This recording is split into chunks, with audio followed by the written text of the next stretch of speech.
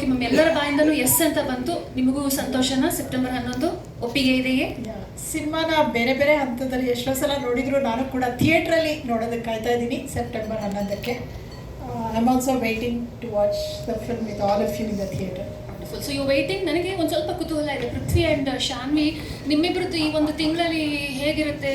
Your state of mind, ಕಾಯ್ತಿರ್ತೀರಾ? Hotel ಸೀಟೇನಾ? ಹೇಗಿರುತ್ತೆ? ನಾನು ಆಲ್ರೆಡಿ ಪ್ರಿಪೇರ್ ಆಗಿದ್ದೀನಿ, ಫುಲ್ ಆನ್ ಹೋಗೋಣ. ಎಷ್ಟು ವರ್ಷ ವೇಟ್ ಮಾಡಲಿ? ಆಲ್ರೆಡಿ 3 ವರ್ಷ ಆಯಿತು ನಾನು ಯಾವುದು ಸಿನಿಮಾ ರಿಲೀಸ್ ಆಗಲಿಲ್ಲ 3 ವರ್ಷದಿಂದ. So I can wait baby.